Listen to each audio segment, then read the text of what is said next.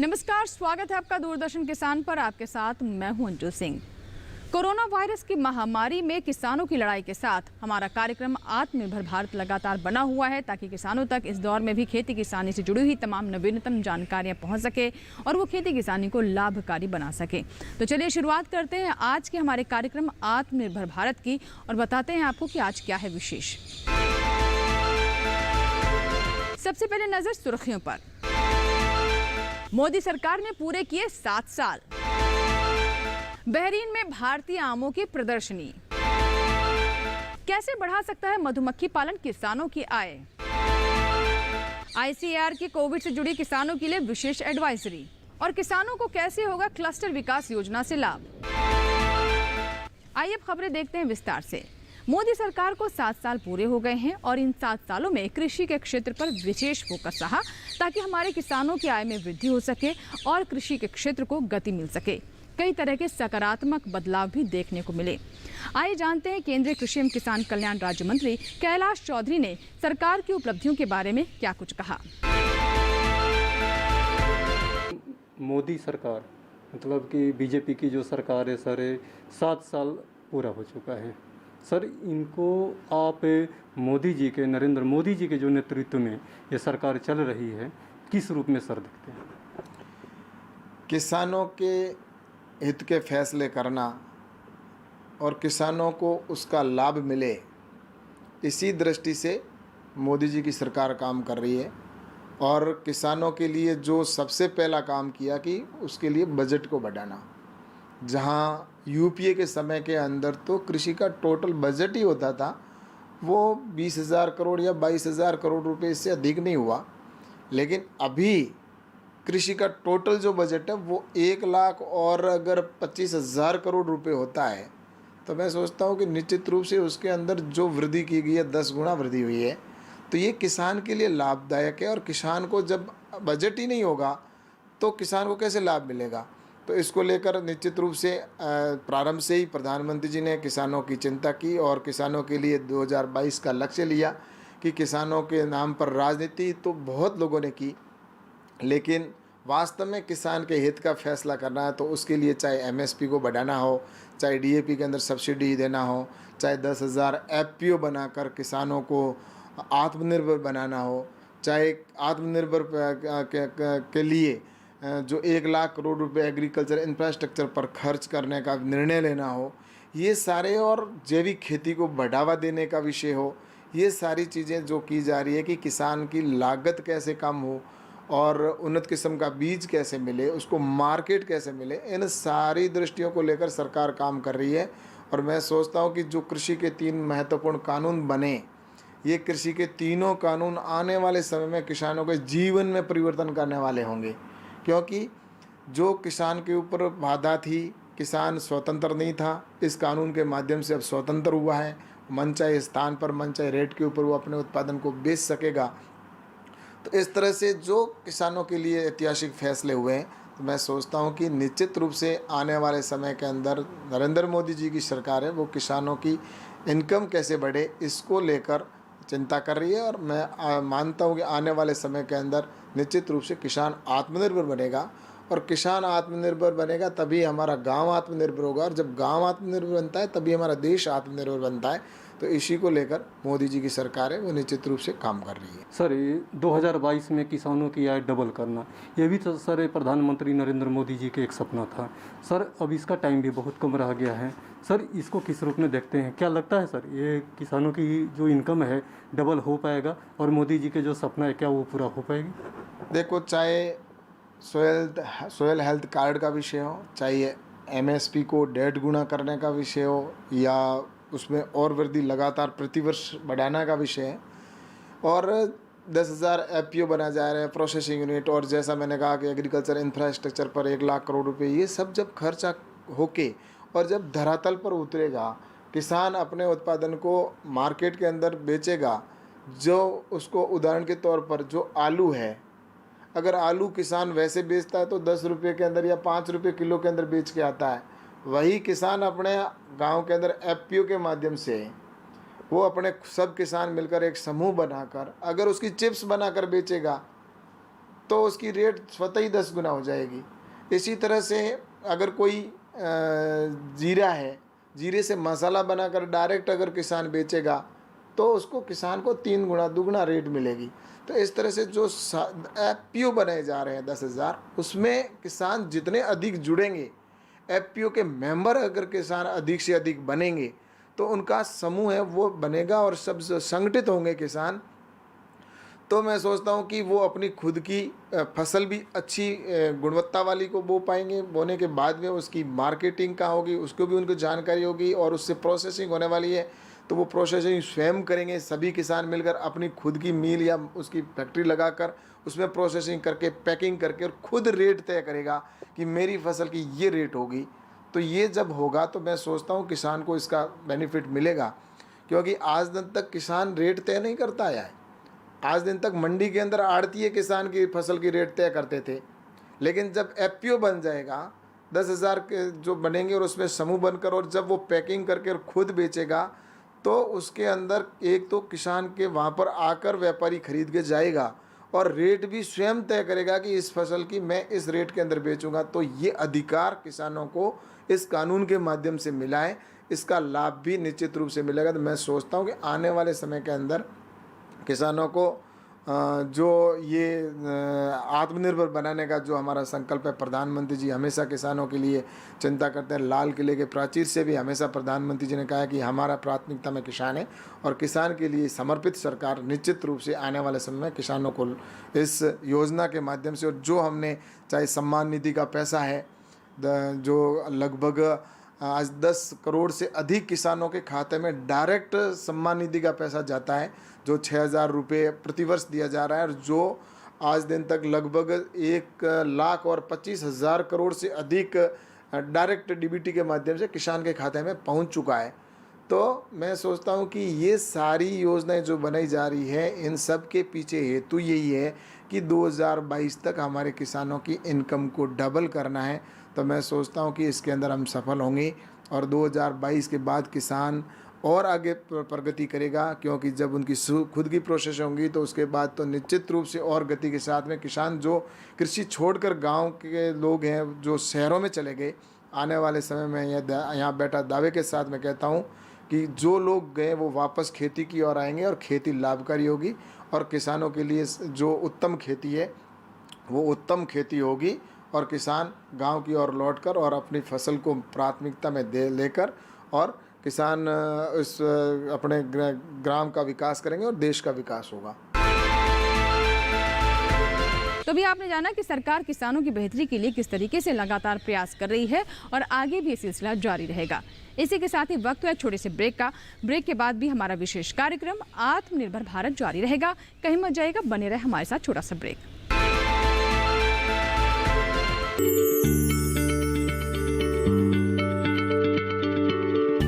क्या आप किसी बीमारी से परेशान हैं? चाहते हैं डॉक्टर की सलाह?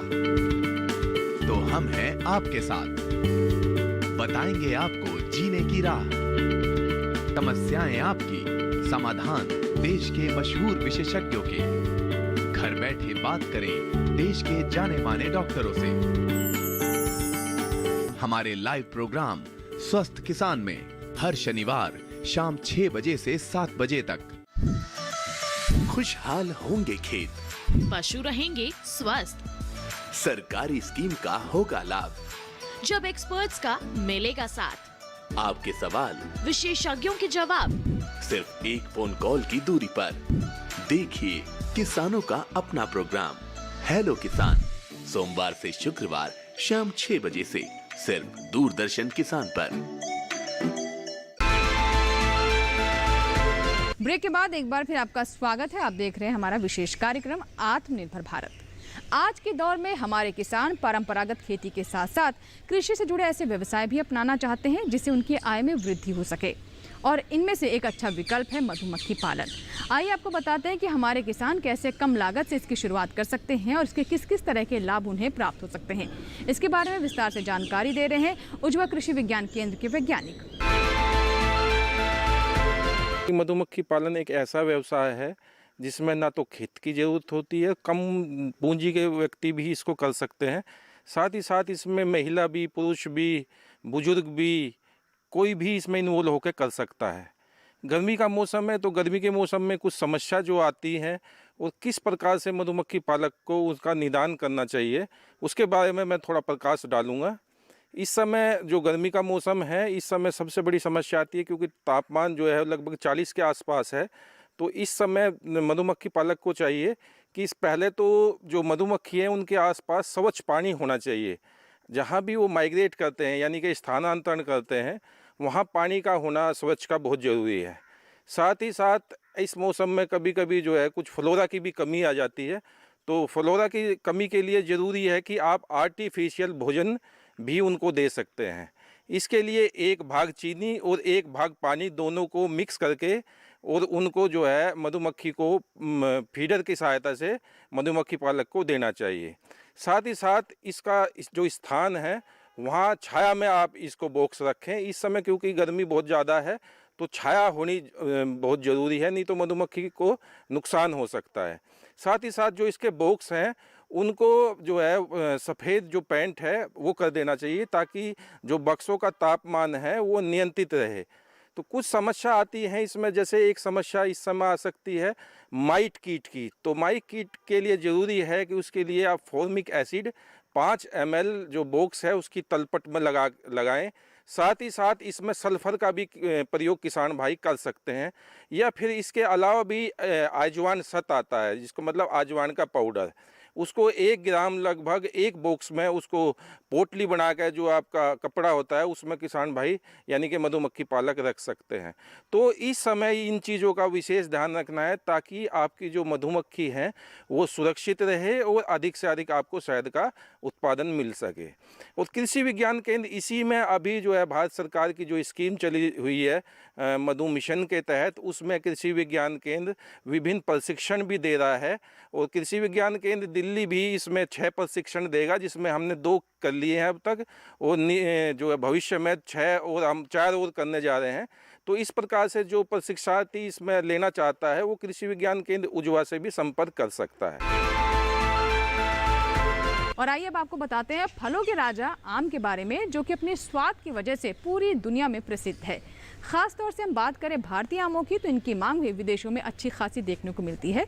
हाल ही में बहरीन में एक आम की प्रदर्शनी आयोजित की गई, जहां बिहार और पश्चिम बंगाल के आमों के साथ साथ ही 16 अन्य किस्मों का भी प्रदर्शन किया गया। किस तरीके से यहां पर लोगों ने आम का लुत्फ उठाया, आइए जानते हैं।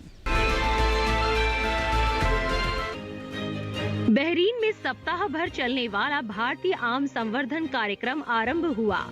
पश्चिम बंगाल और बिहार की 3 GI प्रमाणित किस्मों सहित आम की 16 किस्में स्टोरों में प्रदर्शित की जा रही है, जहां पश्चिम बंगाल की खिरसापति एवं लक्ष्मण भोग और बिहार का जर्दालू आम की 3 GI प्रमाणित किस्मों सहित आम की 16 किस्में प्रदर्शित की जा रही है। इन आमों की किस्मों को वर्तमान में बहरीन में ग्रुप के 13 स्टोरों के जरिए बेचा जा रहा है।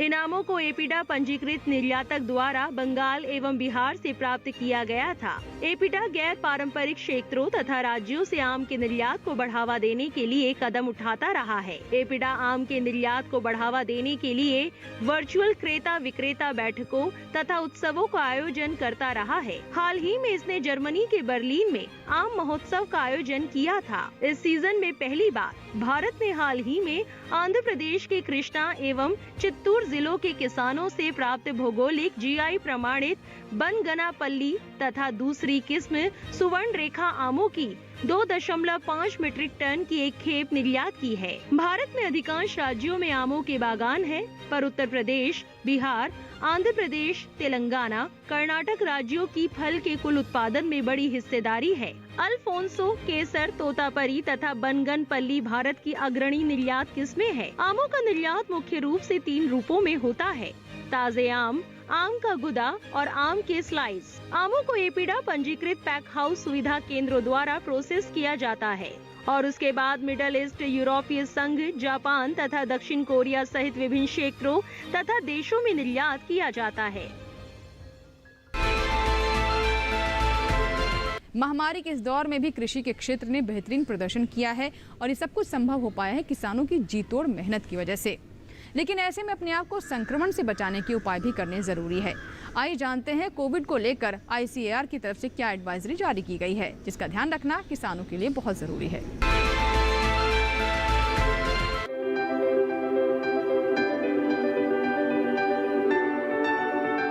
किसान फसल भी काटेंगे और फिर उसे बाजार भी लेकर जाएंगे।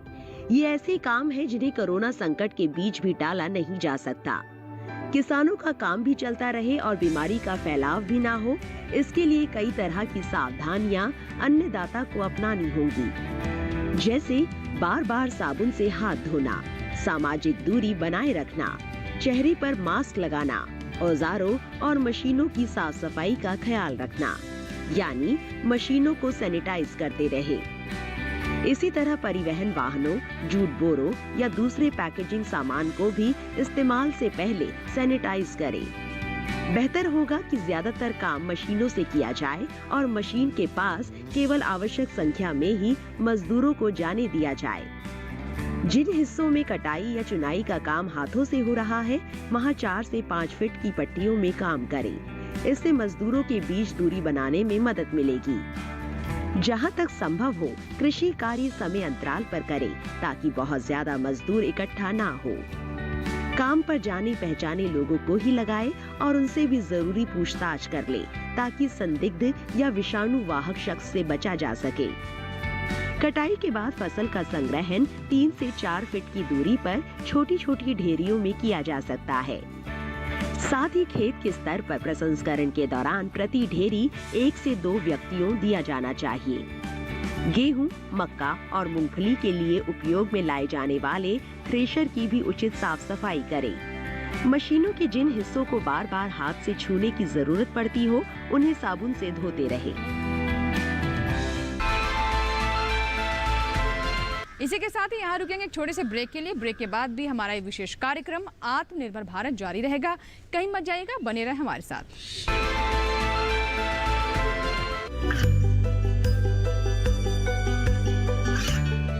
गांवों और पिछड़े क्षेत्रों में सरकारी योजनाओं की जानकारी पहुंचा। देश में कौशल और क्षमता विकास कर ग्रामीणों को सामाजिक बदलाव और विकास से जोड़ने की दूरदर्शन किसान की पहल चौपाल चर्चा देखें सोमवार से शुक्रवार सुबह 9 बजे।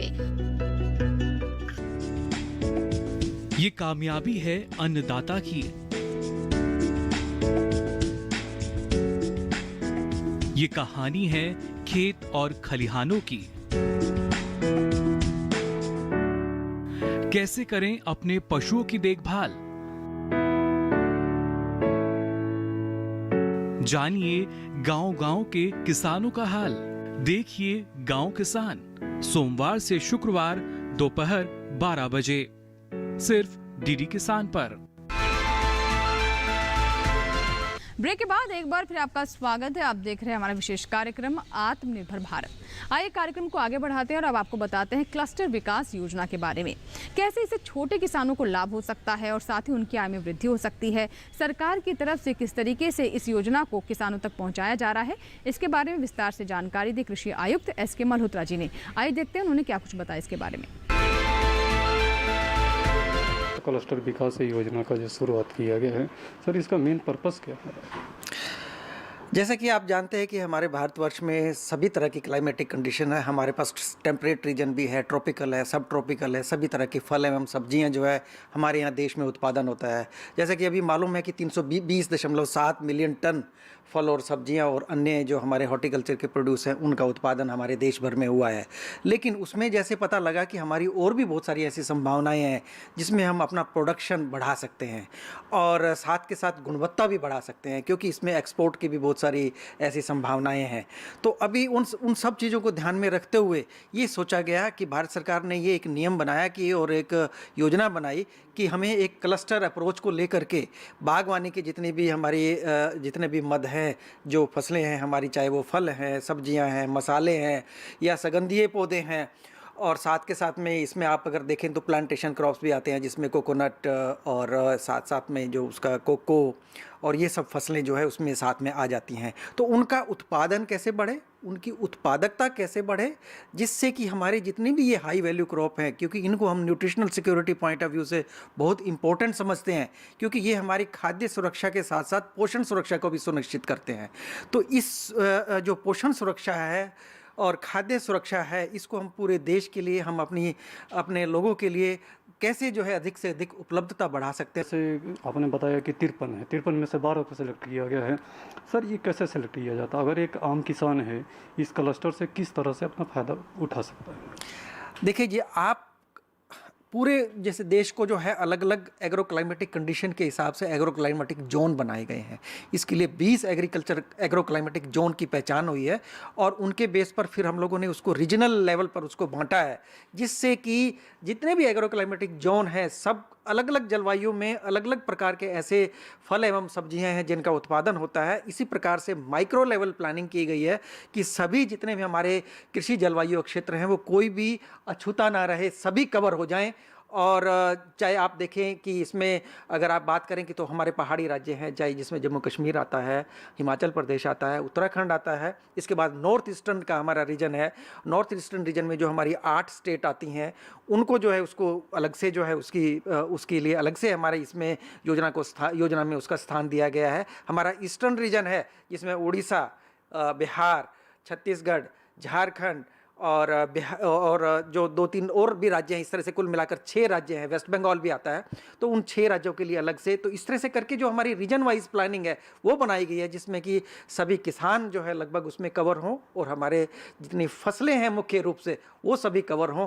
इस चीज़ को जो है ध्यान में रखते हुए पूरी योजना का इस तरह का आकलन किया गया है। जी। और सर ये जो राष्ट्रीय बागवानी विकास जैसे आपने बोर्ड की बात की है, उसका इसमें किस तरह से कंट्रीब्यूशन रहेगा? और पहले भी उसका कंट्रीब्यूशन रहा है, लेकिन खासतौर से अगर क्लस्टर में हम बात करते हैं तो इसमें किस तरह से रहेगा? आप जैसा कि जानते हैं कि जो mission for integrated development horticulture है, नेशनल हॉर्टिकल्चर बोर्ड भी उसी का एक हिस्सा है। तो नेशनल हॉर्टिकल्चर बोर्ड को हम लोगों ने इसलिए इसकी पहचान की है, हम ये चाहते हैं कि जो हाई टेक हॉर्टिकल्चर है, जो नई तकनीक वाली हाई टेक सिस्टम है, वो आगे आए। वो हाई टेक सिस्टम की बात करेंगे तो उसमें प्रोटेक्टेड कल्टीवेशन है, जिसमें संरक्षित खेती की बात करते हैं, संरक्षित खेती को बढ़ावा मिले, इंफ्रास्ट्रक्चर को बढ़ावा मिले। तो नेशनल हॉर्टिकल्चर बोर्ड में अपनी आप में एक स्ट्रेंथ है और उसकी योजना इस ढंग से बनाई गई है कि हम नई तकनीक को आगे कैसे ले जाएं, जिससे कि हमारा ना केवल प्रोडक्शन बढ़े, ना केवल क्वालिटी बढ़े, साथ साथ में जो पोस्ट हार्वेस्ट लॉसेज हमारे होते हैं, जिसमें करीब करीब जो आकलन किया गया 6 से लेकर के 16% तक के जो हमारे नुकसान हो जाता है फसलों को, अगर हम उसको बचा लेते हैं, जो कटाई के बाद नुकसान होता है, तो एक प्रकार से वो आपका अधिक उत्पादन ही है। अगर आपने बचा लिया तो वो अधिक उत्पादन है, अधिक आमदनी में जो है वो एक तरह से योगदान करेगा। तो उसको मद्देनज़र रखते हुए कोल्ड स्टोरेज और पूरी जो कोल्ड चेन है उसको बढ़ावा जो है हम लोग नेशनल हॉर्टिकल्चर बोर्ड के माध्यम से देते हैं। और कोल्ड चेन जो पूरी है, जिसको हम लोग इंटीग्रेटेड कोल्ड चेन बोलते हैं, जिसमें पैकेजिंग भी आती है, जिसमें कोल्ड रूम भी आता है, साथ में पैक हाउस भी होता है, ट्रांसपोर्ट, रिफर वैन, ये सब जो है इंटीग्रेटेड कोल्ड चेन का हिस्सा है, जिसमें कोल्ड स्टोरेज जो है लास्ट में आता है, ग्रेडिंग, सॉर्टिंग और ये जो यूनिट है वो सब जो है उसका हिस्सा है। तो इस तरह से जो एक पूरी जो चेन है उसको जो है हम लोग नेशनल हॉर्टिकल्चर बोर्ड के माध्यम से जो है बढ़ावा देना चाहते हैं, हाई टेक हॉर्टिकल्चर सिस्टम को बढ़ावा देना चाहते हैं। इसीलिए हम लोगों ने नेशनल हॉर्टिकल्चर बोर्ड की पहचान की है और उसके माध्यम से जो ये हॉर्टिकल्चर क्लस्टर डेवलपमेंट प्रोग्राम है उसको हम लोग और आगे ले जाना चाहते हैं। आपको क्या लगता है कि क्लस्टर डेवलपमेंट प्रोग्राम से जो 12 सेलेक्ट किया गया है, इसके माध्यम से कुछ एक्सपोर्ट में फ़ायदा हो सकता है? बिल्कुल निश्चित रूप से जो है इसमें एक्सपोर्ट में फ़ायदा हो गया, क्योंकि बहुत सारी ऐसी फसलें हैं जिनको हम पहले से ही एक्सपोर्ट कर रहे हैं। जैसे कि अंगूर की बात करें, अनार की बात करें, हमारे यहाँ से जो है केले जो है वो भी हम लोग बाहर भेजते हैं दूसरे देशों में, मसाले दूसरे देशों में भेजते हैं। लेकिन जो ये क्लस्टर डेवलपमेंट का कार्यक्रम है, इसमें अधिक उत्पादन वाले जो क्षेत्र हैं उनको चिन्हित किया गया है। उन उत्पादन वाले क्षेत्रों में जो है क्लस्टर के बेस में किसानों को चिन्हित किया जाएगा और किसानों को जो है एक तरह से मोटिवेट किया जाएगा कि वो उत्पादन करें, और वहीं पर जो फार्मर प्रोड्यूसर ऑर्गेनाइजेशन है उसके साथ उसको हम लोग लिंक करने का जो प्रावधान है, वो किसान अपना स्वयं जो है फार्मर प्रोड्यूसर ऑर्गेनाइजेशन भी बनाएंगे उन फसलों से संबंधित, जिससे कि उनको ये सुविधा मिलेगी कि वो अपना जो एग्रीगेशन होगा, जो जितना भी प्रोड्यूस निकल करके आएगा एग्रीगेशन होगा वहाँ पर, और जो इंफ्रास्ट्रक्चर की सुविधा है, चाहे ग्रेडिंग सॉर्टिंग की बात करें, चाहे जो है मार्केटिंग का प्लेटफॉर्म है, और साथ में ना केवल मार्केटिंग जो पूरी चेन है प्रोडक्शन, उसके साथ साथ जो इनपुट भी चाहिए होता है किसान को, वो भी एफपीओ जो है उसमें मदद करेगा। तो इसीलिए इस स्कीम को जो है यूनिक स्कीम इसलिए कहा गया है कि इसमें जो है जितनी भी हमारे से पहले से ही भारत सरकार ने बहुत सारी ऐसी योजनाएं चला रखी हैं, उन योजनाओं को जो है एक प्रकार से इसके अंदर इंटीग्रेट किया गया है। उन योजनाओं के समन्वय के साथ जो है इस प्रोग्राम को जो है चलाया जा रहा है। इसी के साथ ही हमारे आज के कार्यक्रम आत्मनिर्भर भारत में फिलहाल इतना ही। उम्मीद करते हैं कार्यक्रम के माध्यम से जो जानकारियां हमने आप तक पहुंचाई हैं, आप उसका जरूर लाभ उठाएंगे। दीजिए इजाजत, लेकिन आप बने रहें दूरदर्शन किसान के साथ। नमस्कार।